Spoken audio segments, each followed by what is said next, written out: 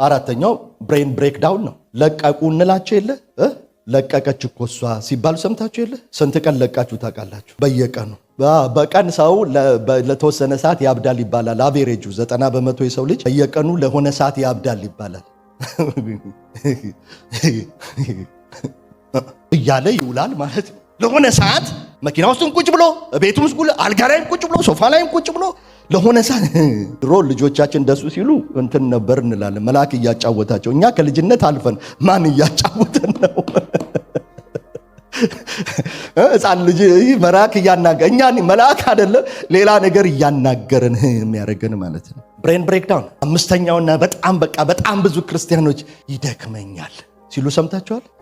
ይደክመኛል። ምን አድርገሽ? ልክ ሲቆፍር እንዳደረ ሰው ይደክመኛል። ሎስ ኦፍ ኢነርጂ፣ ለምንም ነገር ሞቲቬሽን ማጣት፣ ሎ ሞቲቬሽን፣ ተነሳሽነትን ማጣት።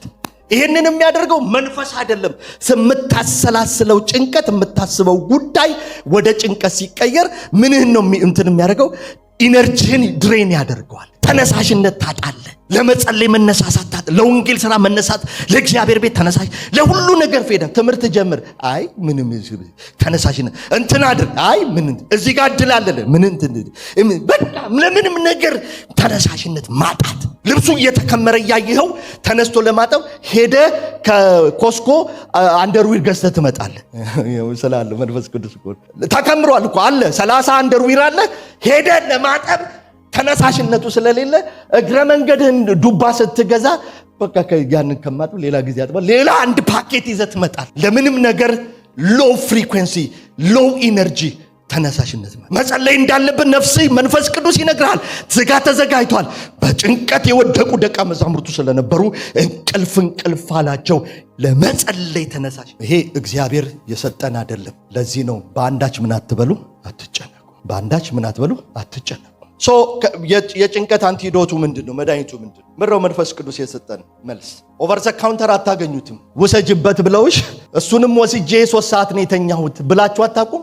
ምክንያቱም የጭንቀቱ ጉዳይ ከሜዲኬሽኑ በልጦ ማለት ነው። ከሜዲኬሽኑ በልጦ ይቀሰቅሳል። ምድረው ሜዲኬሽኑ ከጊዜ አንጻር ትንሽ ነገር ብቻ ዛሬ አንድ ነገር ብቻ ልናገር። እስቲ ተመልከቱ። መዝሙር 18ን ወይም አንደኛ ሳሙኤል ምዕራፍ 22ን አውጡና ሁለተኛ ሳሙኤል ምዕራፍ 22ን አውጥተን እናነባለን። በአዲሱ መደበኛ ትርጉም ነው ይሄ። የሞት ማዕበል ምን አደረገኝ? ከበበኝ። መዝሙር 18 ላይ ታቀኙታላችሁ። የገጠማችሁ ነገር፣ የደረሰባችሁ ነገር፣ የገጠማችሁ የምታስቡበት የምትጨነቁበት ጉዳይ የሞት ማዕበል ነው እንዴ? የሞት ማዕበልን ያህል ከቧቸዋል ጉዳዩ። ተመልከቱ ዳዊት የሚለውን የጥፋት ጎርፍ ምን አደረገኝ? አሰጠመኝ። ሁለተኛ ሳሙኤል ምዕራፍ 22 ቁጥር 5 አንዴ ላንብብላችሁ፣ አቴንሽናችሁ ወዲህ ወዲያ እያለን። ሁለተኛ ሳሙኤል ምዕራፍ ስንት አልኳችሁ? 22 የዳዊት መዝሙር ነው። ከቁጥር 5 ጀምሮ የሞት ጣር ያዘኝ ነው የሚለው። ገጽ 268 ምንድን ነው የያዘው? የሞት ጣር the presence and power of days ካች አድርጎት። የአመፃ ፈሳሽ አስፈራኝ። የሲኦል ጣር ከበበኝ። የሞት ወጥመድ ምን አደረገብኝ? ደረሰብኝ። ወጥመድ ውስጥ ገባው። ሞት አጥምዶ ምን አደረገኝ? አገኘኝ። I am in the trap of death። በዚያ ጊዜ ተጨነኩኝ። በጨነቀኝ ጊዜ እግዚአብሔርን ምን አደረግኩት? ተሾመ ጋር ደወልኩ አይልም። ሲሲ ወይ እስቲ ባክሽ ጊዜ ካልሽ እንደው ጭንቅንቅ ብሎኛል እስቲ ብቅ በይ። ከዛ ሲሲ ትመጣለች። ከሲሲ ጋር ሲወራ ሲደቆስ ሲጨን ኦኬ። ሲሲ ደግሞ ምንም አታጽናንም፣ አይዞሽ ብቻ ነው የምታውቀው። ፊፊ ጋር ይደወላል። ፊፊ ወይ እስቲ ነይ ብቅ በይ። ምን ነው የሆነ ነገር ገጥሞኝ ጭንቅንቅ ብያለሁ። እሺ ፊፊ ትመጣለች። ምን ሆንሽ? ኧረ ባክሽ ሂጂ እንደው ሰው ክፉ ነው እየተባለ ሲጨነቁ ዳዊት እኔ ሰው ጋር ደወልኩ አይልህም። ምን ባለኝ ጊዜ? በጨነቀኝ ጊዜ መንፈስ ቅዱስ በጳውሎስ በአንዳች አትጨነቁና በጸሎትና በምልጃ ከምስጋና ጋር ልመናችሁን፣ ጉዳያችሁን፣ ኢሻችሁን አስታውቁ እንጂ በአንዳች ምን አትበሉ አትጨነቁ። እግዚአብሔርን ጠራሁት። በጨነቀኝ ጊዜ እግዚአብሔርን ጠራሁት። ወደ አምላኬ ምን አደረኩኝ? ጮኹ። አድነኝ ብዬ የሚያስጨንቅ ነገር ገጥሞኛል፣ ጌታዬ ከቦኛል። ተመልከቱ፣ ተጠመጠመብኝ ይልሃል። የሲኦል ገመድ ምን አደረገብኝ? ተጠመጠመብኝ። እናንተ የሲኦል ገመድ ተጠምጥሞባችሁ ያውቃል? እንደዚህ አይነት መከራ ደርሶባችሁ ያውቃል? የኔና የናንተ መከራ የምንጨነቅበት ጉዳይ እኮ በጣም የሚገርም። የጥፋት ጎርፍ ምን አደረገኝ? አሰጠመኝ። ኦልሬዲ እኔ የምትሰምጥ ጀልባ እንደምትመስል እየገባው ነው፣ ወደ ታች እየወረድኩ ነው፣ እየተጨነቅኩ ነው ጌታዬ። በዚያ ጊዜ ይላል እግዚአብሔር ይህን ጥበብ ላያችሁ ላይ ያምጣ። በዚያን ጊዜ ምን ባላችሁ ጊዜ? በጨነቃችሁ ጊዜ፣ በሚያስፈራ ነገር በገጠማችሁ ጊዜ። ወዳጆቼ ዛሬ ለአንዳንዶቻችሁ ይሄ ላይሰማችሁ ይችላል። አንድ ቀን ግን ይሄ ትምህርት ትዝ ይልሃል። ስለዚህ ውሰደው። ለምን? መጽሐፍ ቅዱስ የጭንቀት ቀን ሳይመጣ ይላል። ስለዚህ አንድ ቀን የጭንቀት ቀን ይመጣባል። በደንብ ነው የምነግርህ። የጭንቀት ቀን ይመጣ። የጭንቀት ቀን ሳይመጣ ተብሎ ስለተጻፈ የጭንቀት ቀን የሚመጣ ቀኑ ራሱ ለራሱ ምን ይዳረጋል? ይጨነቃል ብሎ ጌታ ስለተናገረን የሆነ የሚያስጨንቅ ነገር ሲመጣብህ ምን ማድረግ እንዳለብህ ይሄ ሁሉ ኦቨር ዘ ካውንተር የማታገኘው መድኃኒት እሱ ምን ይባላል መሰለ? እግዚአብሔርን መጥራት። እግዚአብሔርን ምን አደረኩት? ጠራሁት። ወደ አምላኬ ምን አደረኩኝ? ጮኩኝ። ከዛ ምን ሆነ? እግዚአብሔር ምን አለው? የሚቀጥለውን አውጣልኝ። እግዚአብሔርን ጠራሁት ይላል። ተመልከቱ። እርሱም ከመቅደሱ ድምፄን ሰማ፣ ጩኸቴም ከጆሮ ደረሰ። ምድር ተንቀጠቀጠች፣ ተናወጠች፣ የሰማያት መሰረቶች ተናጉ። እግዚአብሔር ስሙ ብሩክ ይሁን። ዳዊትን በጨነቀው ጊዜ እግዚአብሔርን ሲጠራው እግዚአብሔር ከሰማይ ምን ያደርግለት ጀመረ? ይሰማው ጀመረ። ተመልከቱ የሚለውን እግዚአብሔር ድምፄን ሰማ ይላል። በኢየሱስም ዛሬ መሰማት ይሁንላችሁ። በጨነቀኝ ጊዜ ወደ እግዚአብሔር ጮኩኝ፣ እርሱም ከመቅደሱ ድምፄን ሰማ። በአዲሱ መደበኛ ትርጉም ነው ማለት ነው። ጩኸቴው ከጆሮ ምን አደረገ? ደረሰ። ሰምቶ ምን አለው እግዚአብሔር? ተመልከቱ የሚለውን ምድር ተንቀጠቀጠች፣ ተናወጠች፣ የሰማያት መሰረቶች ተናጉ። እርሱ ተቆጥቷልና ራዱ። ማናችሁ አላቸው ልጄን የምታስጨንቁ? ኧረ አሜን። ማናችሁ ብሎ ተነሳ እግዚአብሔር። ከአፍንጫው የቁጣ ጢስ ወጣ ይልሃል። ስለምን?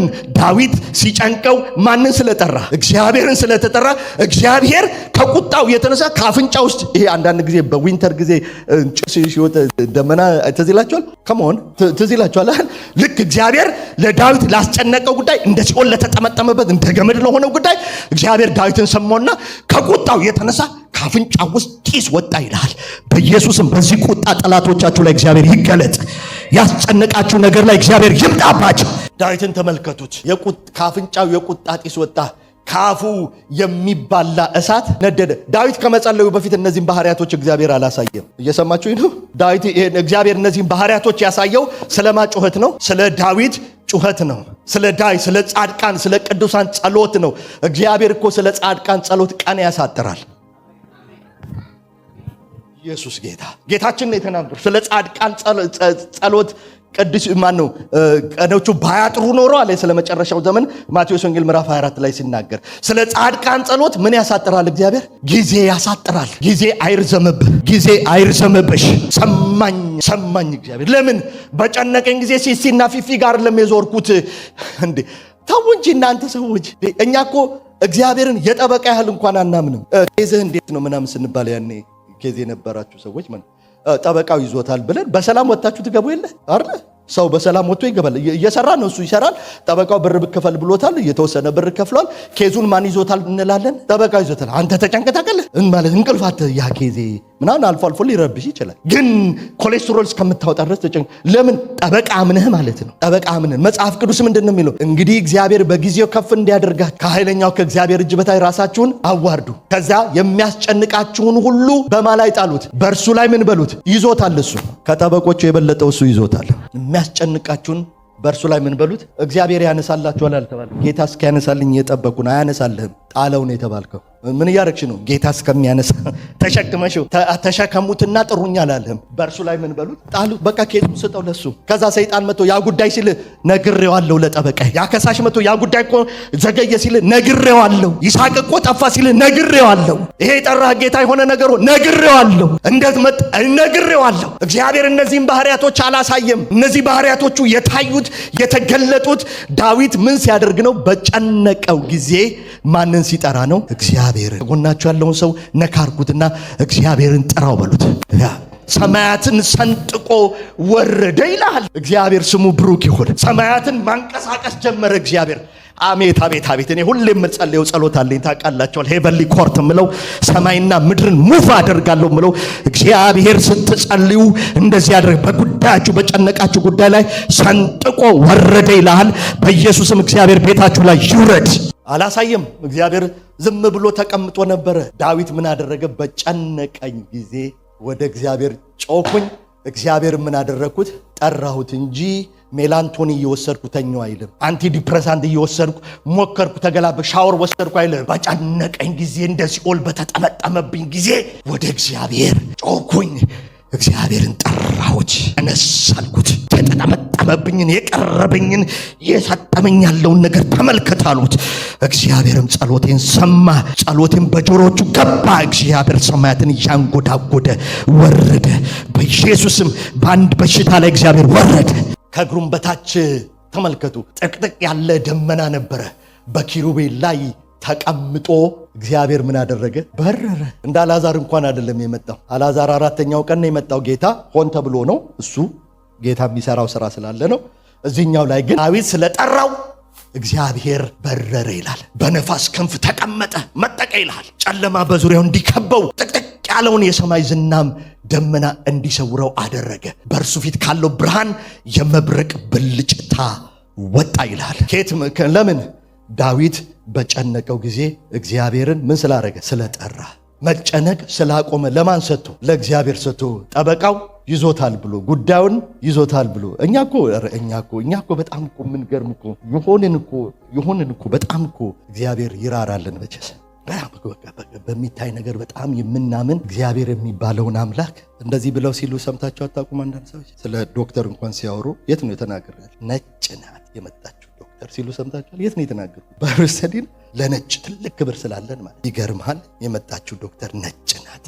የነገረችኝ ነገር በሙሉ ይገርምሃል። ጥቁር መጥቶ ሲነግራቸው የዚያን እንደዚህ ጥቁር ነው ይገርምሃል አይ አባዜ የኔ ጠበቃ ይገርምሃል ነጭ ነው እንትን ነው እግዚአብሔር ሲባል እንትን ነው የሚል ስሜት አይሰማ እና ነጭ ናት። ይሄ ነገር መድኃኒት የለውም ብላለች። ከዛ በቃ ለዛ መዘጋጀት እግዚአብሔር መድኃኒት የለውም ብሏል። ዳዊት የሚያውቀው አንድ ነገር ነው። እናትና አባቱን አይጠራ፣ ወንድሞቹ ጋር ቢደውል አንተ ትዕቢተኛ ስለሚሉት በጨነቀው ጊዜ የሚያስጨንቅ ነገር በገጠመው ጊዜ እልፍኝ አለችው፣ ስፍራ አለችው። ለእግዚአብሔር የማይተካ ልብ አለው። ቦታ ለማንም አይሰጥም። ሲኦል ጣር እንዳለ ተከብቤያለሁ አምላኬ ብሎ ይጮሃል። እግዚአብሔር እንዴት እንደሚመጣ ተመልከቱ። በእርሱ ፊት ካለው ብርሃን የመብረቅ ብልጭታ ወጣ።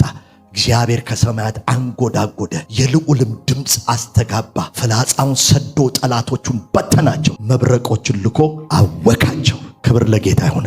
ከእግዚአብሔር ተግሳጽ ካፍንጫውም ከሚወጣ ውስጥ ከስትንፋሱ ቁጣ የተነሳ የባህር ሸለቆች ታዩ፣ የምድር መሰረቶች ተገለጡ። ከላይ እጁን ዘርግቶ ያዘኝ፣ ከጥልቅ ውኆችም ውስጥ አወጣኝ።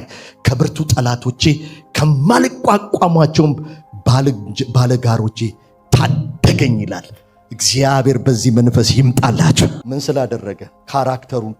እግዚአብሔር ካራክተሩ ተቀየረ። ይህ በጨነቀ ጊዜ ስትጠራው እግዚአብሔር የሌለውን በቃ ተጠቅሞ የማያውቀውን ጨለማን በዙሪያው አድርጎ ደመናን የእግሩ መረገጫ አድርጎ ከአፍንጫው ጤስ እየወጣ ስዕሉ ይመጣላችኋል። የእግዚአብሔር ቁጣው ይታያችኋል። ማንህና ነው አንተ ልጄን የምታስጨንቅ ብሎ ማለት ነው። እኛ ተሸክመን ነው የምንጸልየው። እግዚአብሔር ያለው ጣሉት፣ ስጡኝ።